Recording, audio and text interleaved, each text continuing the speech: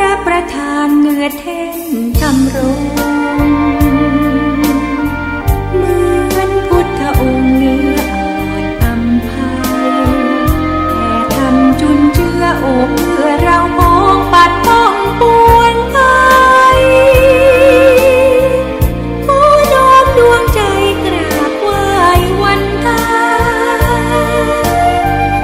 วัดเล็กหรือใหญ่ไม่สำคัญวัดเท่าเทียมกันด้วยแรงพัฒนาพระสงฆ์เคร่งครัดทำกิจวัตรทุกวันเวลามีจิตเมตตาต่อชาวสังคมระฆังกังวานขานเร่งสัก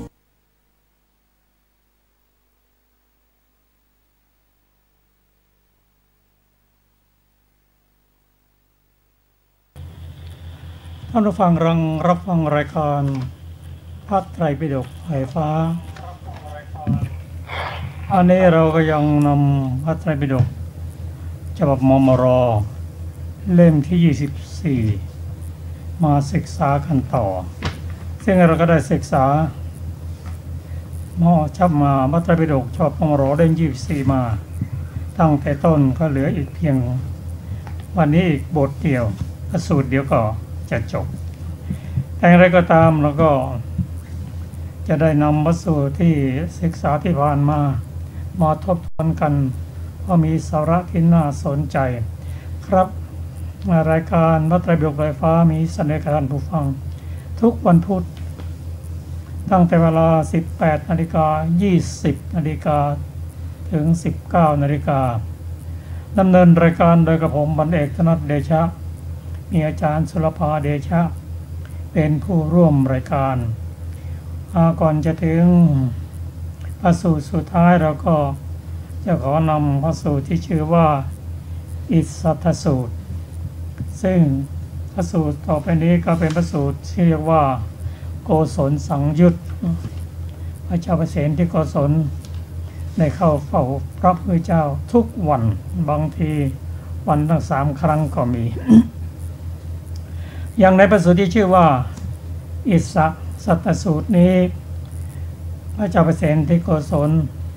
ได้กราบทูลพระพุทธเจ้าว่า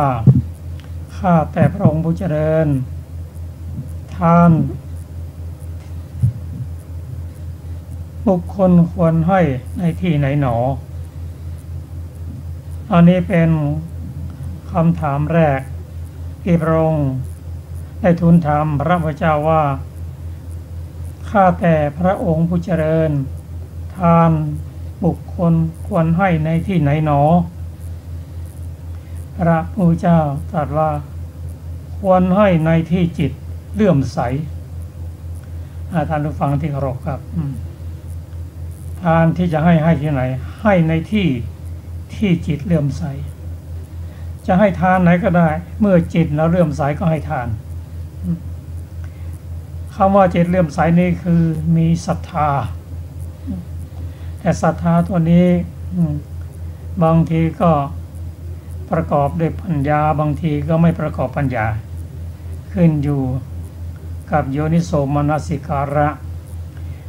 พระเจ้าประเสนที่โกศลได้ทูลถามเรื่องนี้พระองค์ตรัสว่าถ้าใจทานก็ให้ในที่จิตเลื่อมใสนั่นแหละพระเจ้าประเสนที่โกศล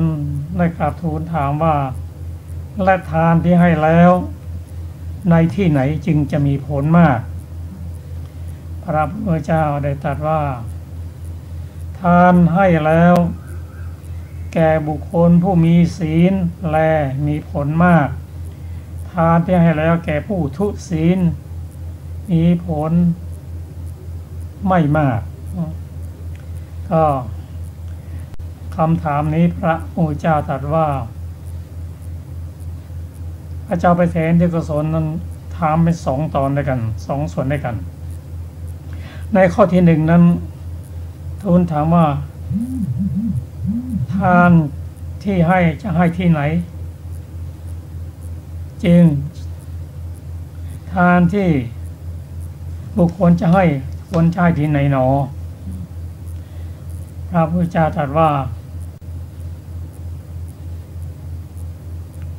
ทานที่จะให้นั้นก็ให้ในที่ที่เรามีจิตเลื่อมใสนั่นแหละอันนี้เป็นข้อที่หนึ่งข้อที่สองทานให้แล้วจะมีผลมากน้อยมากอย่างไรให้ที่ไหนพระองค์ตรัสว่า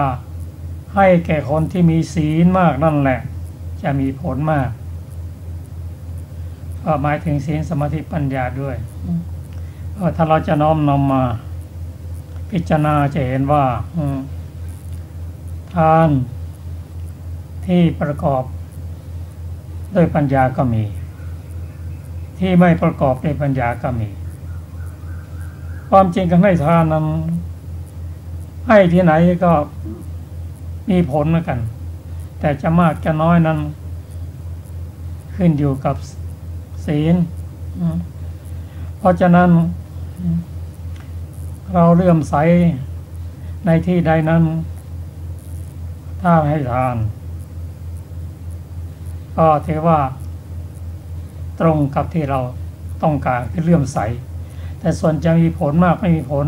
ไม่มากนั้นก็ขึ้นอยู่กับผู้ที่เราให้ทานนั้นว่ามีศีลหรือเปล่าครับอันนี้เป็นพระสูตรข้อสูตรที่เราจะนำมาศึกษากันอีกสูตรหนึ่ง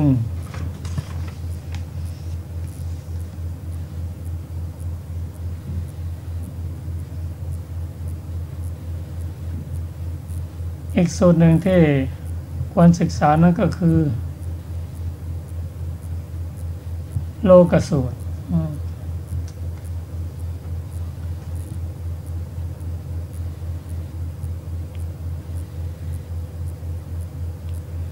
โลกสูตรก็มี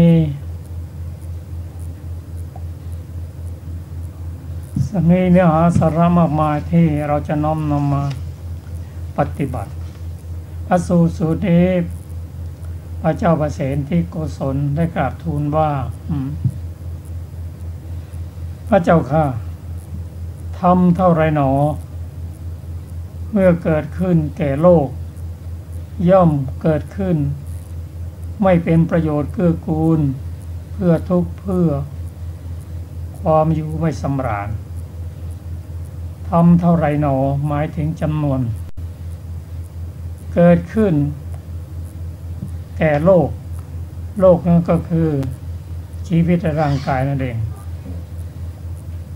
พระพุทธเจ้าพระองค์ตรัสว่าด้วยกฎมหาบพิตรทำ3อย่างเมื่อเกิดขึ้นแก่โลกย่อมเกิดขึ้นเพื่อไม่เป็นประโยชน์เกื้อกูลเพื่อทุกข์เพื่อความอยู่ไม่สำราญทำ3อย่างก็คือ 1. ธรรมคือโลภะหรือความโลภเมื่อเกิดขึ้นแก่บุคคลย่อมเกิดขึ้นเพื่อไม่เป็นประโยชน์เกื้อกูลเพื่อทุกข์เพื่อความอยู่ไม่สำราญ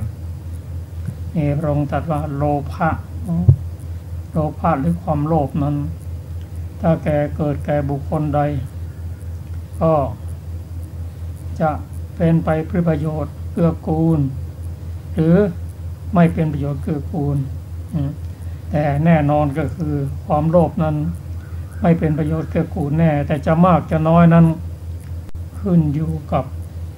บุคคลผู้มีความโลภนั้น ความโลภและโลภะนั้นเกิดขึ้นในจิตบางครั้งความโลภนั้นเกิดขึ้นด้วยความจงใจด้วยการผิดศีลผิดธรรมหรือว่าเกิดขึ้นเพราะมิจฉาทิฏฐิอันนี้ก็ไม่เป็นประโยชน์อย่างยิ่งเพื่อทุกข์อย่างยิ่งเพื่อความอยู่ไม่สำราญบางครั้งบุคคลโลภแต่ว่าไม่ผิดศีลไม่ผิดธรรมก็ไม่เป็นประโยชน์เกื้อกูลเพื่อทุกข์เพื่อความไม่สำราญพอสมควร ยกตัวอย่างเช่นบุคคลทำงานหนักเกินไปเพราะโลกไม่รู้จักพักถึงเวลากินไม่ได้กินเวลานอนไม่นอนก็ไม่ค่อยเป็นประโยชน์เกื้อกูลมีความทุกข์อยู่ไม่สบายทั้งที่ไม่ผิดศีลไม่ผิดธรรมแต่ว่าความโลภนั้นโลภไปเพราะไม่เข้าใจอันนี้เป็นประการที่หนึ่งประการที่สองพระเจ้าประเสนที่โกศลที่จะถามนั้นพระองค์ตรัสตอบว่าประการธรรมที่สองนั้นได้แก่โทสะหรือความโกรธเมื่อเกิดขึ้นแก่โลกแก่บุคคลใดแล้วย่อมเกิดขึ้นเพื่อไม่เป็นประโยชน์เกื้อกูลเพื่อทุกข์เพื่อความอยู่ไม่สำราญโทสะนี้เป็นกิเลสถ้าเกิดขึ้นแล้วทำให้ทำเป็นฝ่ายกุศลหายหมดหรืออีกในหนึ่งว่าเมื่อไรมีโทสะปัญญาก็ไม่เกิดขึ้นปัญญาก็หายไปโทสะนั้นเกิดขึ้นแล้วย่อมจะเผาตนเองแล้วก็ลามไปถึงข้างนอกด้วยยกตัวอย่างเช่นบุคคลคนใดคนหนึ่งมีความโกรธแล้วย่อมจะเผาสัมปยุตธรรมคือพวกเจตสิกต่างๆที่เป็นฝ่ายบุญกุศลนั้นอยู่ไม่ได้แล้วเผาหนีหายไปหมดเลยเหลือแต่พวกที่เป็นอกุศลเจตสิกนั้นมารุมกันช่วยกันเสร็จแล้วก็ลามไปข้างนอกมาถึงตัวเช่นใบหน้าท่าทางเป็นการพูดการกระทำเป็นต้นเทลามนอกไปนั้นก็คือบุคคลข้างเคียงย่อมได้รับความเดือดร้อนไปด้วยแต่ทั้งนี้ทั้งนั้นขึ้นอยู่กับบุคคลนั้นเป็นบุคคลที่มีบริวารมากหรือน้อยใหญ่มากเท่าไหร่ถ้าเป็นบุคคลที่มียศสูงมากมีตำแหน่งสูงถ้าโทสะหรือความโกรธเกิดขึ้นแล้วย่อมจะทำให้เดือดร้อนทั้งตนเองและผู้อื่นและที่สุดนั้นทั้งโลภะทั้งโทสะถ้าเกิดขึ้นแล้วย่อมกระทำให้จิตนั้นเศร้าหมองถ้าเกิดสิ้นชีวิตไปขณะนั้นก็ไปสู่ทุกขติแน่นอนหากสะสมไว้ในชาติต่อไปก็ตกนรกอเวจีก็ไม่เป็นไปเพื่อประโยชน์เกื้อกูลเพื่อทุกข์เพื่อความอยู่ไม่สำราญทั้งนั้นธรรมที่สามนั้นพระพุทธเจ้าตรัสว่าธรรมนั้นคือโมหะคือความหลงและความหลงถ้าเกิดขึ้นแก่บุคคลใดแล้วก็ไม่เป็นประโยชน์เกื้อกูลเพื่อทุกข์เพื่อความอยู่ไม่สำราญโมหะนั้นก็คือความหลงคือความไม่รู้จะว่าไปก็โมหะเนี่ยอยู่ร่วมกับทั้งโทสะทั้งโลภะแต่ตัวโมหะของเขานั้นคือบังปัญญาไม่เห็นความหลงถ้าท่านเปรียบไปว่าบุคคลทำอะไรด้วยความหลง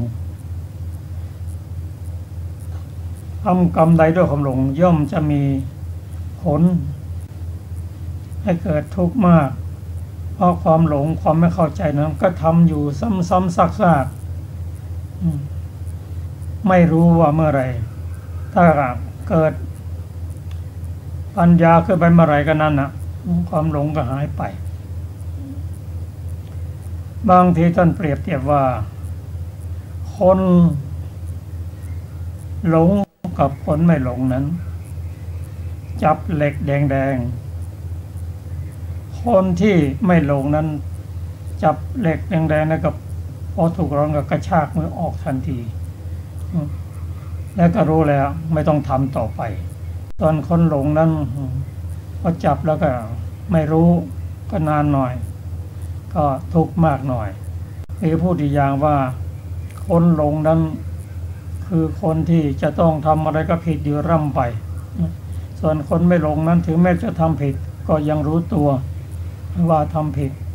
ก็มีโอกาสที่จะกลับตัวได้ส่วนคนหลงนั้นก็ไม่มีทางที่จะกลับตัวได้ครับท่านผู้ฟังที่เคารพธรรมทั้ง3นี้พระพุทธเจ้าตรัสว่าโลภะโทสะโมหะอันบังเกิดขึ้นแก่ตนย่อมทำลายบุคคลนั้นผู้มีใจบาปดุจขุยไผ่ทำลายต้นไผ่ฉะนั้นโลภะโทสะโมหะเกิดขึ้นกับบุคคลใดก็ทำลายบุคคลนั้นครับเราจะมาถึงพระสูตรที่เราจะศึกษาเป็นพระสูตรสุดท้ายพระสูตรนี้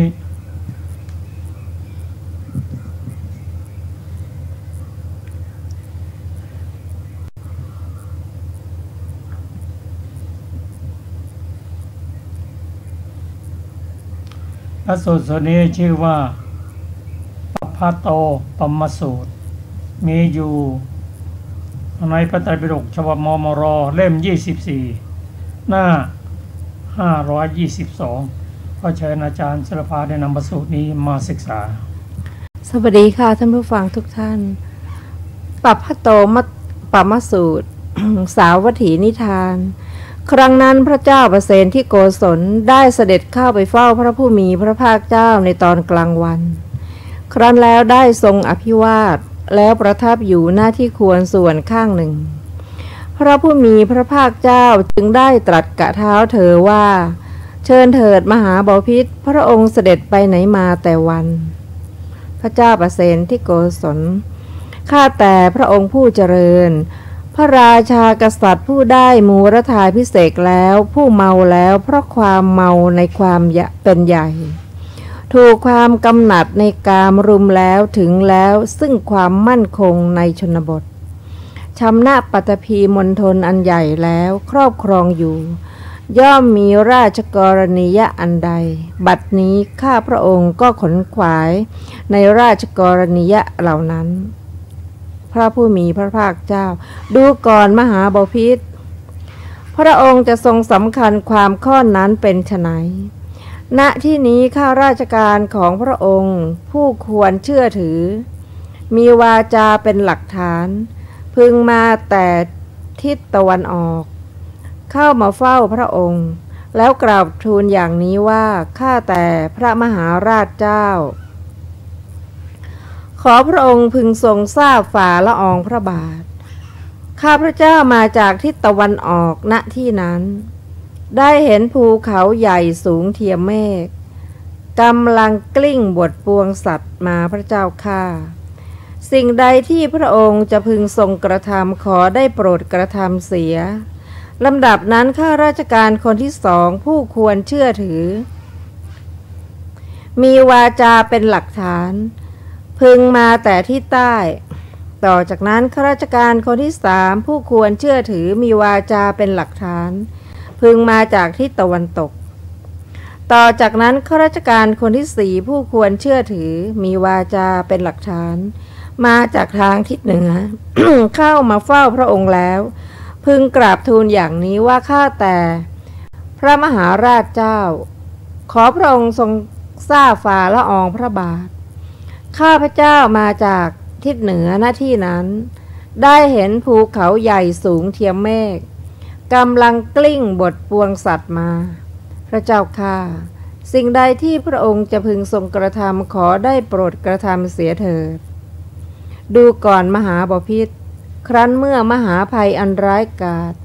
ที่ใหญ่โตถึงเพียงนี้บังเกิดขึ้นแล้วแก่พระองค์อะไรเล่าที่พระองค์จะพึงทรงกระทำในความเป็นมนุษย์ที่ได้ยากสมัยจะสิ้นมนุษย์พระเจ้าประเสนที่โกศลทรงตอบว่าข้าแต่พระองค์ผู้เจริญครั้นเมื่อมหาภัยอันร้ายกาจที่ใหญ่โตถึงเพียงนั้นบังเกิดขึ้นแก่หม่อมฉันอะไรจะพึงเป็นกิจที่หม่อมฉันพึงกระทำในความเป็นมนุษย์ที่ได้ยากสิ้นมนุษย์เล่านอกจากการประพฤติธรรมนอกจากประพฤติสม่ำเสมอนอกจากทำกุศลนอกจากทำบุญพระพุทธเจ้าดูก่อนมหาบพิตรอาตมภาพขอบอกกล่าวขอเตือนให้ทรงทราบดูก่อนมหาบพิตรชราและมรณะย่อมครอบงำพระองค์ดูก่อนมหาบพิตร ก็และเมื่อชรามรณะครอบงำพระองค์อยู่อะไรเล่าจะพึงเป็นกิจที่มหาบพิตรพึงกระทำพระเจ้าประเสริฐที่โกศลข้าแต่พระองค์ผู้เจริญก็และเมื่อชรามรณะครอบงำข้าพระองค์อยู่อะไรเล่าจะพึงเป็นกิจที่หม่อมฉันควรจะทำนอกจากประพฤติธรรมนอกจากประพฤติสม่ำเสมอนอกจากทำกุศลนอกจากทำบุญข้าแต่พระองค์ผู้เจริญพระราชากษัตริย์ผู้ได้มูรธาภิเษกแล้วผู้เมาแล้วและความเมาในความเป็นใหญ่ถูกความกำหนัดในกามรุมแล้วพูดถึงความมั่นคงในชนบทผู้ชำนาญปฏิพีมณฑลอันใหญ่แล้วครอบครองอยู่ทรงทำการรบด้วยทัพช้างเหล่าใดข้าแต่พระองค์ผู้เจริญเมื่อชรามรณะครอบงำอยู่ก็ไม่ใช่วิสัยที่จะทำการรบด้วยทัพช้างแม้เหล่านั้นข้าแต่พระองค์ผู้เจริญพระราชากษัตริย์ผู้ได้มูรธาภิเษกแล้วผู้เมาแล้วเพราะความเมาในความเป็นใหญ่ผู้ถูกความกำหนัดในกามรุมแล้วผู้ถึงความมั่นคงในชนบทผู้ชำนะปฏิพีมณฑลอันใหญ่แล้วครอบครองอยู่ทรงทำการรบด้วยทัพม้าแม้เหล่าใดรบด้วยทัพรถแม้เหล่าใดรบด้วยทัพทหารเดินเท้าแม้เหล่าใดข้าแต่พระองค์ผู้เจริญเมื่อมรณะครอบงำอยู่ก็ไม่ใช่วิสัยที่จะทำการรบด้วยทัพทหารเดินเท้าแม้เหล่านั้นข้าแต่พระองค์ผู้เจริญในราชสกุลนี้มหาอมาตย์ผู้มีมนต์ซึ่งสามารถจะใช้มนต์ทำลายข้าศึกที่ยกมาก็มีอยู่เหมือนกันข้าแต่พระองค์ผู้เจริญแต่เมื่อชรามรณะครอบงำสิก็ไม่ใช่คติวิสัยที่จะทำการรบด้วยมนต์แม้เหล่านั้นข้าแต่พระองค์ผู้เจริญอันหนึ่งในราชสกุลนี้เงินทองทั้งที่อยู่ในพื้นดินทั้งที่อยู่ในเวหาดซึ่งพวกข้าพระองค์สามารถจะใช้เป็นเครื่องมือยุแย่ให้ข้าศึกที่ยกมาแตกกันก็มีอยู่เป็นอันมากข้าแต่พระองค์ผู้เจริญแต่เมื่อชรามรณะครอบงำก็ไม่ใช่วิสัยที่จะทำการรบด้วยทรัพย์แม้เหล่านั้นข้าแต่พระองค์ผู้เจริญก็แลเมื่อมรณะครอบงำอยู่อะไรเล่าจะพึงเป็นกิจที่หม่อมฉันควรทำนอกจากประพฤติธรรมนอกจากประพฤติสม่ำเสมอนอกจากทำกุศลนอกจากการทำบุญพระเจ้าประเสนที่โกศลถูกแล้วมหาบพิตรพระพุทธเจ้านะคะถูกแล้วมหาบพิตรก็เมื่อชรามรณะครอบงำอยู่อะไรเล่าจะพึงเป็นกิจที่พระองค์ควรทำนอกจากประพฤติธรรมนอกจากประพฤติสม่ำเสมอนอกจากทำกุศลนอกจากการทำบุญพระผู้มีพระภาคเจ้าผู้สคตศาสดาครั้นตรัสไวยากรณ์คำร้อยแก้วนี้จบลงแล้วจึงได้ตรัสคาถาคำร้อยกรองต่อไปอีกว่าภูเขาใหญ่ล้วนแล้วด้วยศิลาจดท้องฟ้ากลิ้งบทสัตว์มาโดยรอบทั้งสี่ทิศแม้ฉันใดชราและมัจจุก็ฉันนั้นย่อมครอบงำสัตว์ทั้งหลายคือพวกกษัตริย์พวกพราหมณ์พวกแพทย์พวกสูตรพวกจันทานและคนเทมูลฝอยไม่เว้นใครๆไว้เลย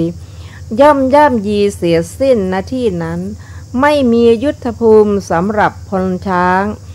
ไม่มียุทธภูมิสำหรับพลรถไม่มียุทธภูมิสำหรับพลราบและไม่อาจจะเอาชนะแม้ด้วยการรบด้วยมนต์หรือด้วยทรัพย์เพราะฉะนั้นแลบุรุษผู้เป็นบัณฑิตมีปัญญาเมื่อเห็นประโยชน์ตนพึงตั้งศรัทธาไว้ในพระพุทธเจ้าในพระธรรมและในพระสงฆ์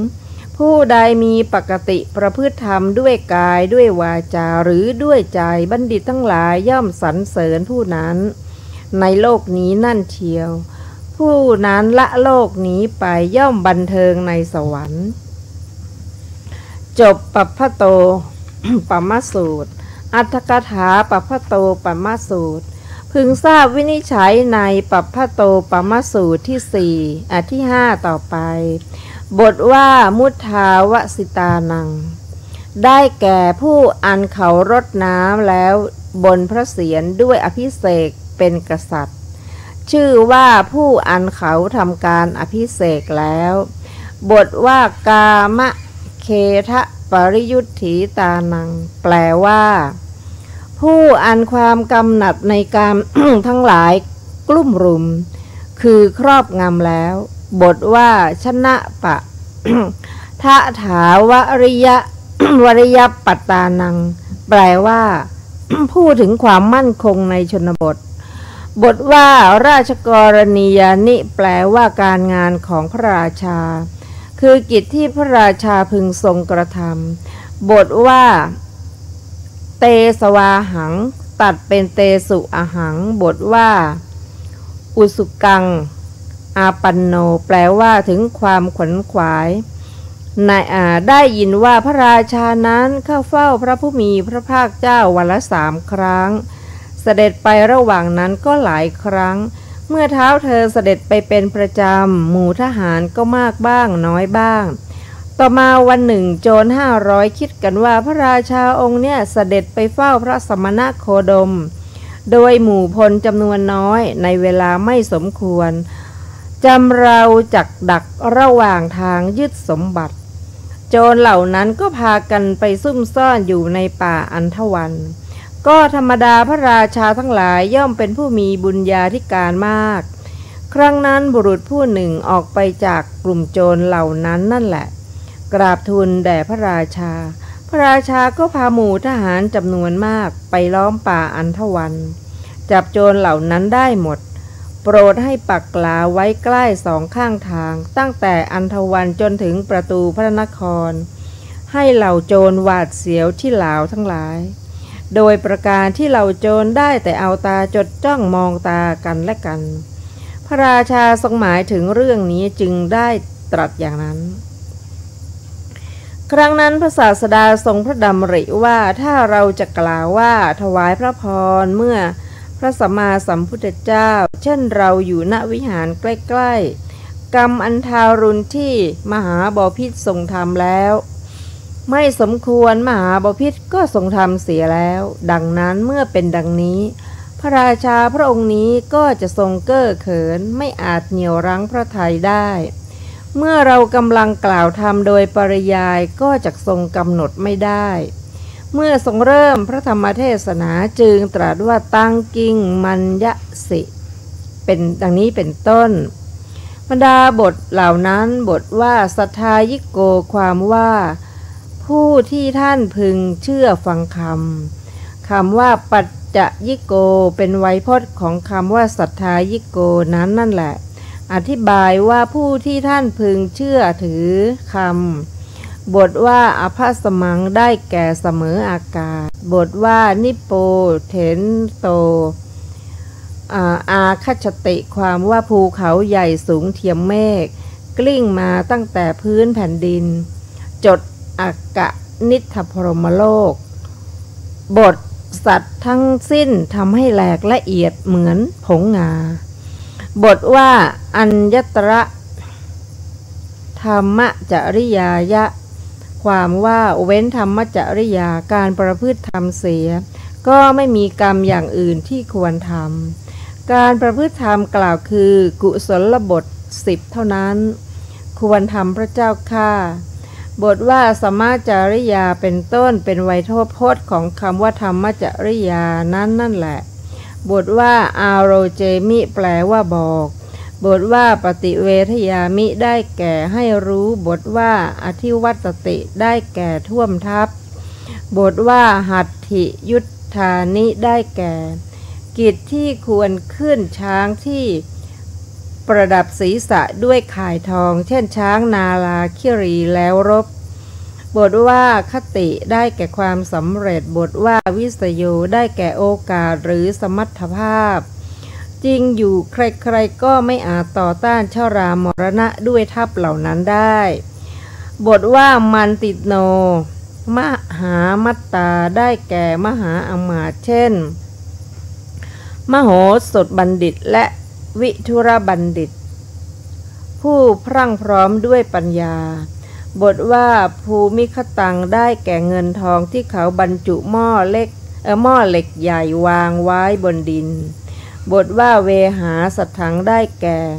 ที่เขาบรรจุในกระสอบหนังแขวนไว้ที่คือและจันทันเป็นต้นและที่พาบรรจุวางไว้ที่หอคอยเป็นต้นบทว่าอุปลาเปตุงได้แก่เพื่อทำลายกันและกันคือเพื่อทำโดยอาการที่คนสองคนไม่ไปในทางเดียวกันบทว่านพังอาหัจจะได้แก่เต็มอากาศบทว่าเอวังชราจะมัจจุจะในสูตรนี้ทรงถือเอาภูเขาสองเท่านั้นส่วนในราโชวาทภูเขามา5 ลูกคือชรามรณะพยาธิวิบัติอย่างนี้ว่า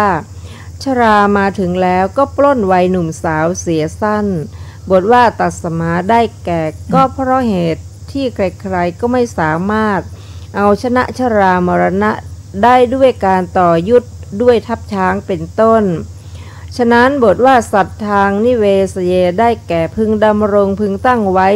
ซึ่งศรัทธา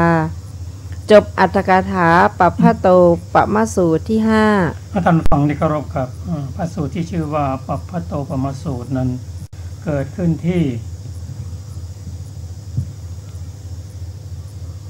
แคว้นโกศลพระเจ้าประเสนที่โกศลได้เข้าไปเฝ้าพระพุทธเจ้าและก็ทูลกล่าวว่าพระองค์เป็นกษัตริย์ผู้ได้มูลธาพิเศษแล้วเป็นผู้สมบูรณ์ทุกสิ่งทุกอย่างเช่นถึงแล้วซึ่งความมั่นคงในชนบทชนะปัตตภีและก็ครอบครองอยู่แก่ประถูกความกำหนัดรุมแล้วเพราะว่าพระมหากษัตริย์ผู้ยิ่งใหญ่ย่อมมีบริวารมากมายย่อมมัวเมาในความเป็นใหญ่ซึ่งตัวพระองค์เองขณะนี้ก็อยู่ในฐานะเช่นเดียวกันซึ่งเป็นการยอมรับว่าความเป็นใหญ่ของพระองค์นั้นพร้อมหมดแล้วก็มีความมัวเมาเป็นธรรมดาซึ่งพระพุทธเจ้าได้ตรัสว่าพระองค์เป็นผู้ที่ประมาทบุคคลผู้ประมาทเพราะถูกชรามรณะครอบงำอยู่ถึงแม้จะเป็นผู้ยิ่งใหญ่ขนาดไหนเมื่อชรามรณะใกล้เข้ามาแล้วก็มาจะไม่สามารถที่จะปฏิบัติเหมือนกับที่ยังเป็นปกติอยู่เช่นเวลาเจ็บไข้ได้ป่วยนั้นจะไปรบก็ไม่ได้มีทรัพย์สมบัติมากมายจะใช้ให้เป็นประโยชน์ทำสิ่งนั้นสิ่งนี้ก็ไม่ประโยชน์หาประโยชน์ได้ไม่ซึ่งการทำอย่างนี้บัณฑิตย่อมติเตียนจากโลกที่ไปแล้วย่อมไปสู่สุคติส่วนบุคคลใดเป็นผู้ไม่ประมาทถึงแม้จะถึงพร้อมแล้วก็ไม่ประมาทเพราะการที่ได้เกิดมาเป็นมนุษย์นั้นแสนยากก็ต้องเป็นผู้ที่ปฏิบัติประพฤติธรรมในการน้อมศีลสมาธิปัญญามาปฏิบัติซึ่งนักปราชญ์ก็สรรเสริญจากโลกนี้ไปแล้วก็ไปสู่สุคติอันนี้ก็เป็นพระธรรมคำสอนที่พระพุทธเจ้าได้ตรัสแก่พระเจ้าประเสนทุกศลซึ่งเป็นผู้พร้อมทุกสิ่งทุกอย่างเป็นกษัตริย์ผู้ได้รับอภิเษกอุรธาเรียบร้อยแล้วแต่ถ้ามัวเมาอยู่ในตำแหน่งนั้นไม่มีเกิดไม่มีศรัทธาไม่ได้สร้างบุญสร้างกุศลเพราะพอถึงคราวชรามรณะครอบงำแล้วก็ไม่สามารถที่จะทำอะไรได้ปฏิบัติหน้าที่ต่างๆก็ลำบากแม้การประพฤติธรรมก็ยากเพราะฉะนั้นพึงเป็นผู้ไม่ประมาทครับเราจะน้อมนำพระสูตรนี้มาศึกษากันว่าเราทุกคนมีชรา พยาธิครอบงำหมดแหละก็ถึงแม้ว่าจะมีตำแหน่งใหญ่โตเพียงไรมีฐานะอย่างไรก็ตามก็ควรเป็นผู้ไม่ประมาทเพราะการเกิดมาเป็นมนุษย์นั้นแสนยากควรตั้งอยู่ในบุญกุศลเช่นกุศลธรรมบท10เป็นต้นน้อมศีลมาปฏิบัติเจริญจิตเจริญปัญญานักปราชญ์บัณฑิตก็เห็นแล้วก็สรรเสริญจากโลกนี้ไปแล้วก็ไปสู่สุคติท่านผู้ฟังที่เคารพรายการพระไตรปิฎกไฟฟ้าก็มาถึงช่วงสุดท้ายก็ขอขอบคุณท่านผู้ฟังทุกท่านที่ติดตามรายการนี้ครับพบกันในวันพุธหน้าซึ่งเราจะเริ่มต้นด้วยพระสูตรเล่มใหม่ด้วยพระไตรปิฎกเล่มใหม่สำหรับเล่มที่24ก็จบเรียบร้อยแล้วครับพบกันในวันพุธหน้าสำหรับวันนี้สวัสดีครับสวัสดีค่ะ